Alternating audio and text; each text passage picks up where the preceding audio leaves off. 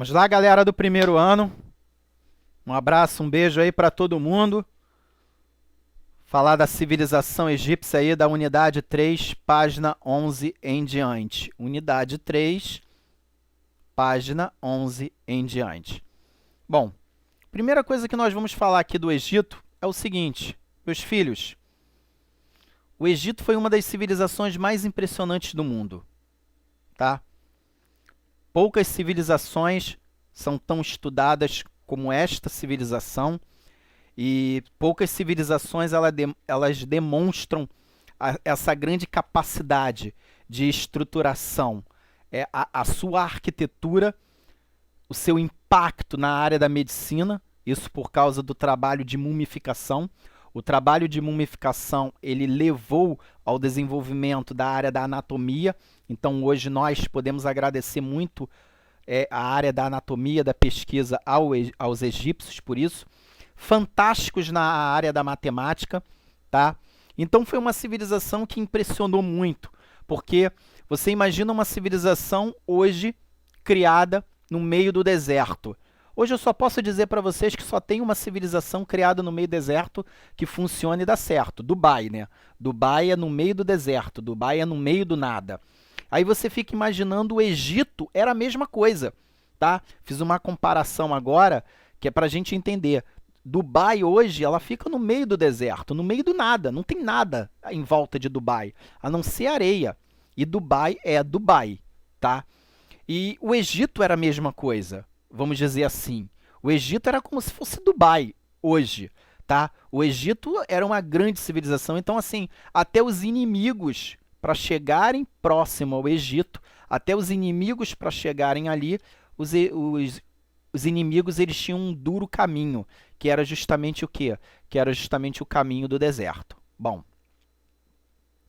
e no primeiro parágrafo, nós podemos começar a destacar o seguinte: no extremo nordeste da África, em uma região de características muito difícil, tá? Ali no meio do deserto, a civilização egípcia ela deu graças, tá? Ela surgiu num momento importante. Ela aproveitou o rio Nilo, tá? Tanto é que a primeira coisa que falam é que o Nilo era um presente dos deuses, das divindades.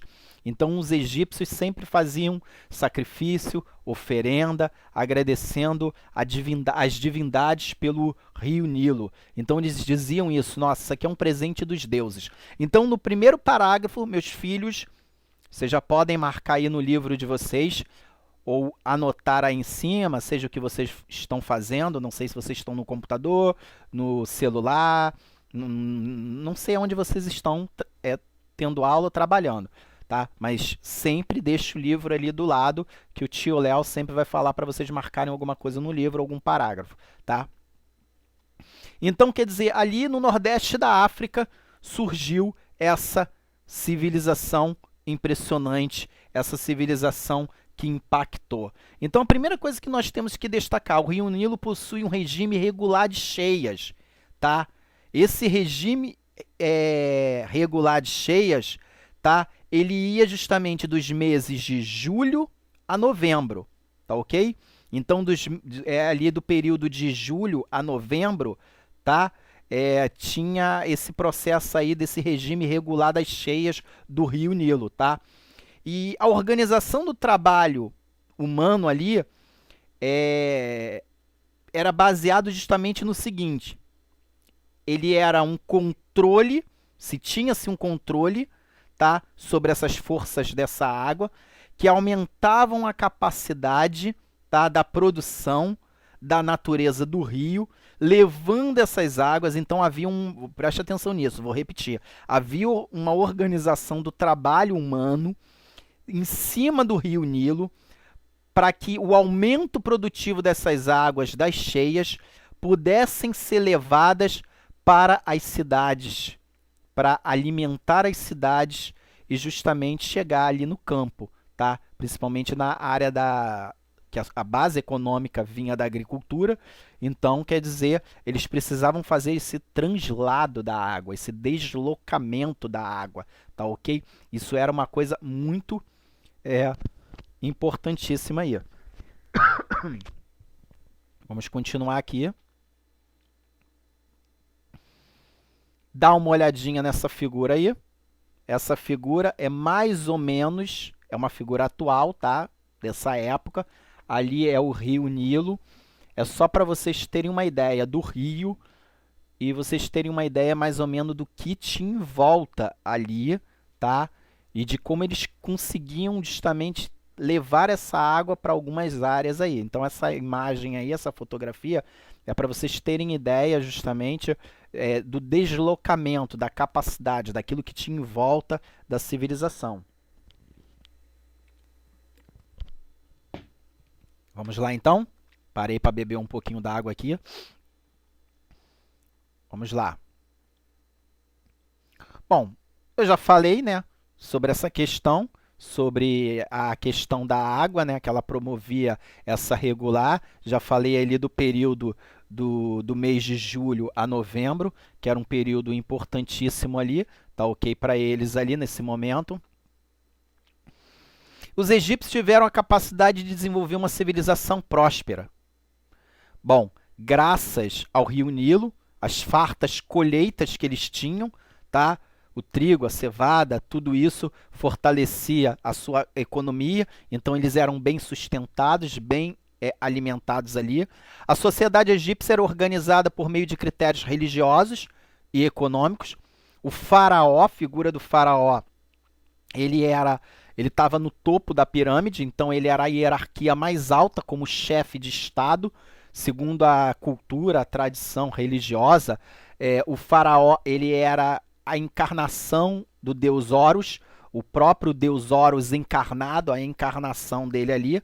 Logo abaixo do faraó tinha quem? Logo abaixo do faraó tinham os sacerdotes. Os sacerdotes eram como agentes organizadores dos cultos. Eles faziam as festas religiosas que tinham na cidade. Então sempre tinha festas religiosas na cidade, tá? Para você que é religioso hoje, seja católico, evangélico, essas festividades que acontecem nas paróquias, nas igrejas, era a mesma coisa que acontecia. Então sempre tinham as festas religiosas. Hoje é dia de levar oferenda para a divindade X. Aí tinha aquelas festas, enfeitavam as cidades. Então assim, os sacerdotes eles faziam isso. Os sacerdotes eles oravam aos deuses e enviavam sempre uma mensagem para o faraó. Tá? Principalmente quando o faraó mandava seus homens para campo de batalha para as guerras. Então, assim, os sacerdotes eram a figura mais importante, tá? Abaixo, nesse sentido, abaixo das divindades, nós temos o faraó. Então, temos ali os deuses, o faraó e os sacerdotes, tá? Nesse sentido, tá? O faraó ele era a figura mais importante de centralização, pode até anotar aí no livro de vocês, de centralização política e de chefe de Estado, ele era a figura mais importante. E o seu trono, ele era uma hierarquia. Significa o que, tio Léo? Significa que é óbvio que o meu filho ele vai herdar o meu trono, tá ok? Eu preparo o meu filho para o meu trono, tá bom?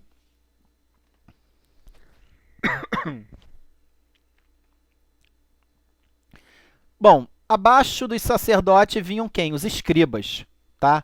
Então os escribas, eles ocupavam uma posição de intermediário.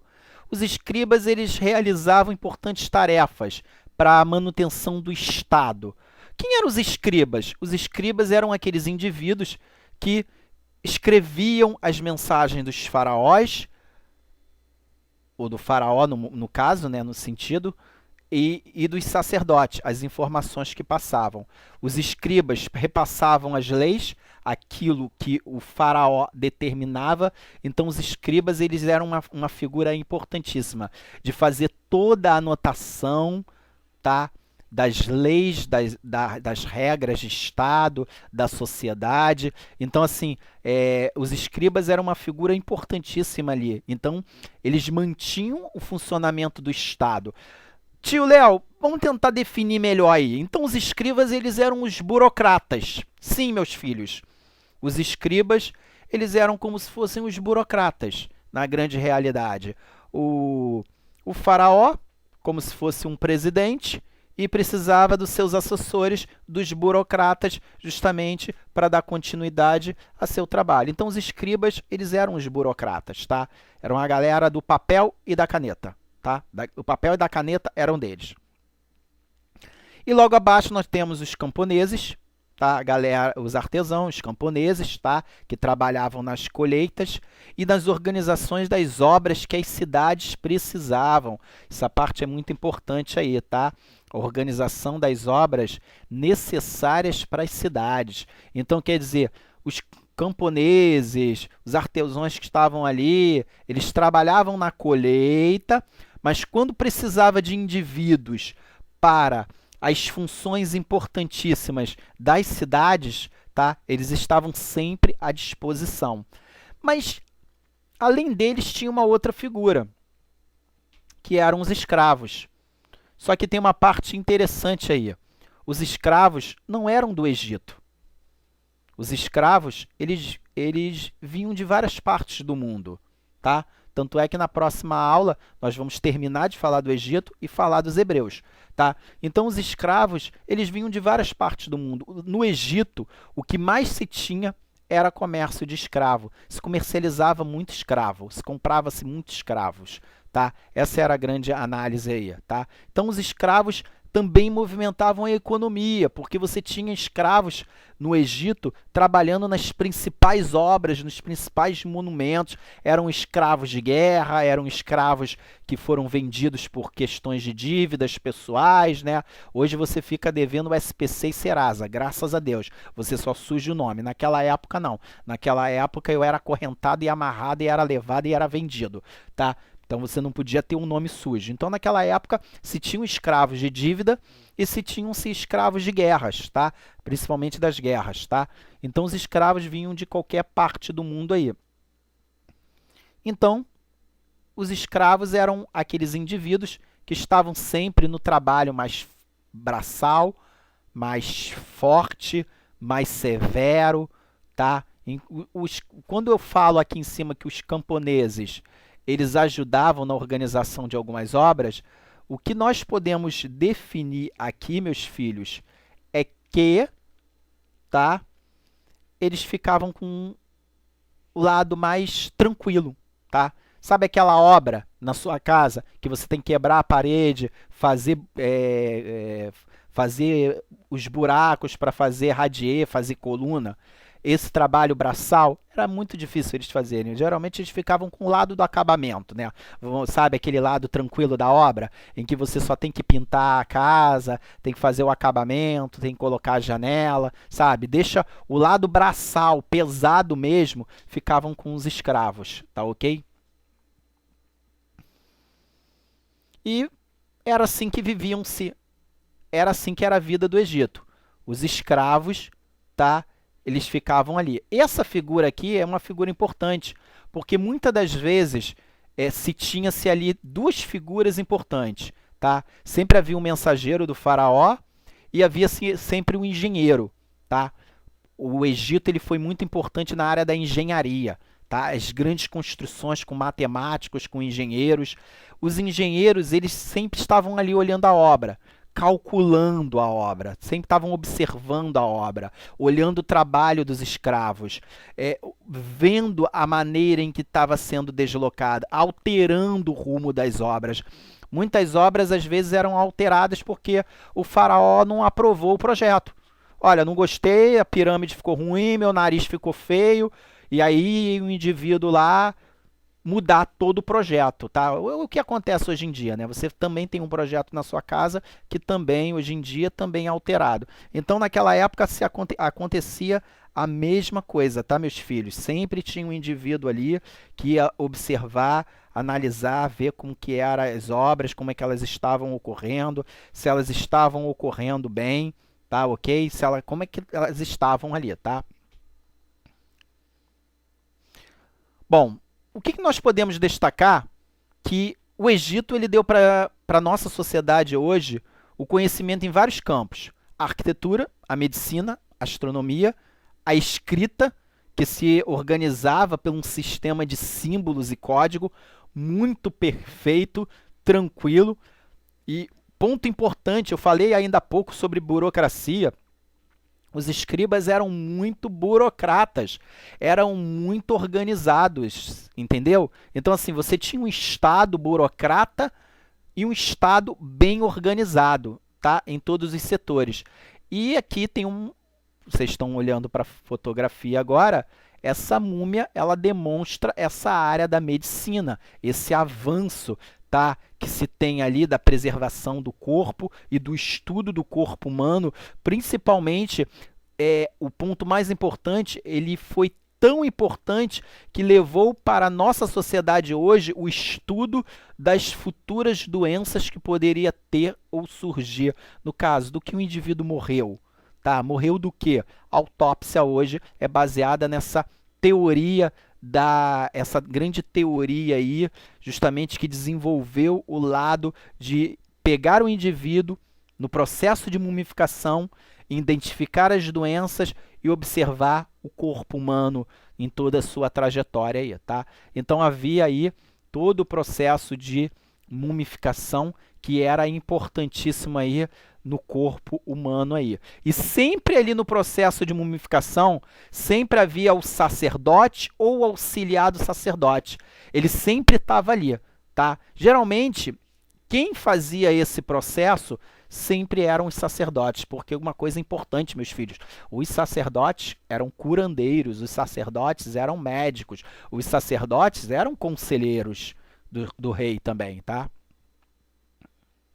Os egípcios eram povos politeístas, acreditavam na vida eterna, na vida após a morte, então eles acreditavam que no dia do final, no dia do julgamento, a minha alma ela poderia voltar ao meu corpo, por isso que o processo de mumificação, eu mumificava o meu corpo acreditando que eu teria justamente no final da vida a minha alma. Então a minha alma ela voltaria ao meu corpo e o meu corpo ele deveria estar intacto, tá? Meu corpo deveria estar intacto aí, tá? E para abrigar o cadáver, eles construíam o quê? Eles construíam as pirâmides. As pirâmides eram para abrigar esses cadáveres aí, tá? Tá ok, galera? Essa era a função das pirâmides. As pirâmides eram como túmulos para abrigar esses cadáveres aí, que um dia, tá? No dia final do julgamento, tá? Do final do que os deuses poderiam voltar, eu poderia voltar ao meu corpo, tá ok? Então, assim, por isso que meu corpo ele tinha que estar purificado, tá? Limpo, tá? Inteiro ali.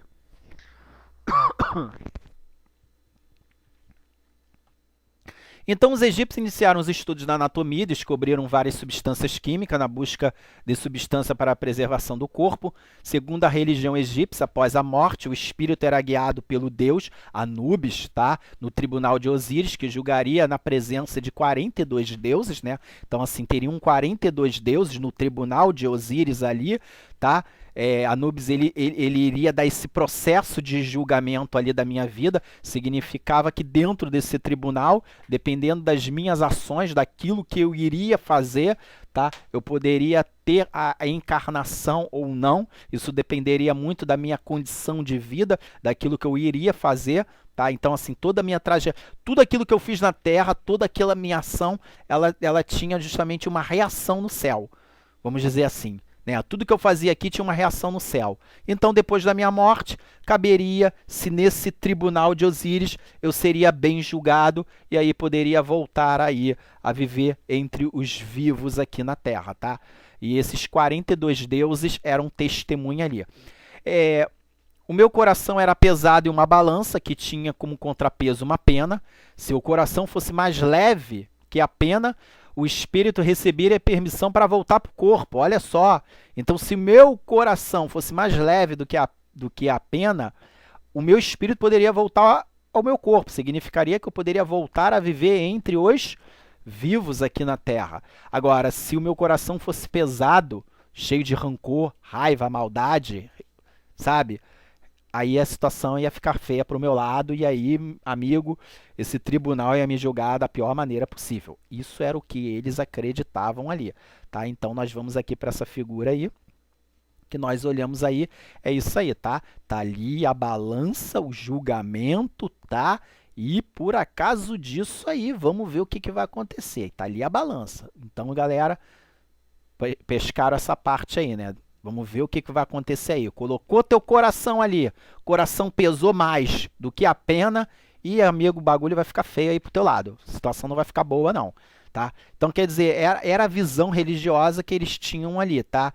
O coração, ele tem que estar leve, o coração, ele tem que ser puro, tá? Isso é até uma metáfora importante para a nossa vida hoje, né?